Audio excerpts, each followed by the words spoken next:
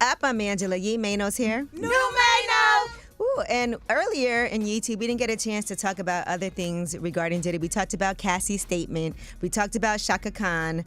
Well, let's talk about what Misa Hylton, who is the mother of Diddy's firstborn son, Justin, had to say on social media. She said, I'm heartbroken that Cassie must relive the horror of her abuse, and my heart goes out to her. I know exactly how she feels. And through my empathy, it has triggered my own trauma. These young people were raised by women that want the best for them. We put God and education first and have always been united in our mutual effort to support their dreams. Two of the youngest do not have their mother here, and it has been our duty to support them. Their father needs help, and I am praying that he truly does the personal work and receives it. Then she posted on her story, when you finally learn that a person's behavior has more to do with their own internal struggle than you learn grace. And it feels like she's been through it. Now, you know that Diddy's former bodyguard, Gene Deal, has been speaking out. He's been talking for 20 years. About Diddy's abuse toward women. And he talked in this, also about Kim Porter's death, and he wants that reevaluated so she can rest in peace. And then with these comments that Misa made, a lot of people were saying that she also was abused by Diddy. Well, here's what he had to say about that.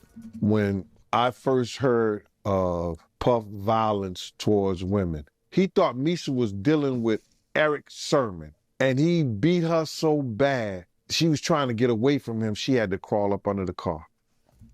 And that was on the Art of Dialogue, if you want to watch all of that. All right, another person who has not spoken out is Mace. And clearly, we know that Mace and Diddy have had their issues, right, Mano? Mm-hmm. He said he gonna wait, though, right? Well, yeah, here's what he had to say. And I'm saving my takes for the documentary. Yeah. So if y'all wondering how I feel, it's coming soon. Pause. Why did he have to pause that? Coming soon, pause. Well, anyway, yes. So I'm sure Mace has a lot to say because he's been really vocal. He even became a preacher after all of that with Bad Boy. Crazy. I almost forgot about that. Mm-hmm. Wow.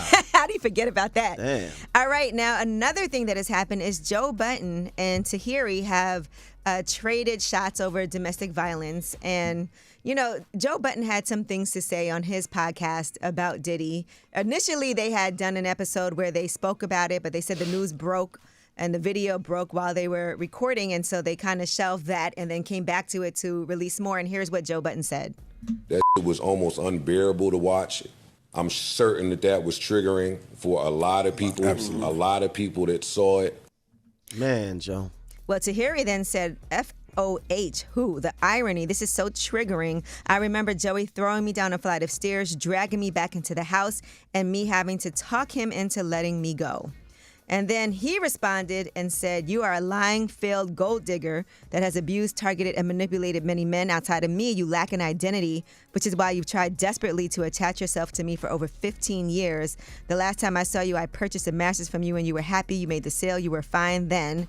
There was that night after Starlight. He really over-explained. Purchase a mattress is crazy, I though. know. But anyway, he said, prayers to all real victims. Tahiri then came back and said, you can say whatever you want about me. Those that know me know. I'm not scared of you anymore. You can keep bullying, intimidating the rest. Those that know you and are around you also know the truth.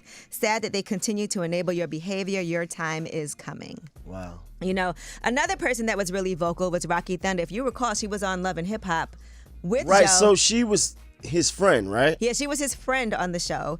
And they had it out. And she, you know, even back then was saying that he dragged her and all these violent things happened.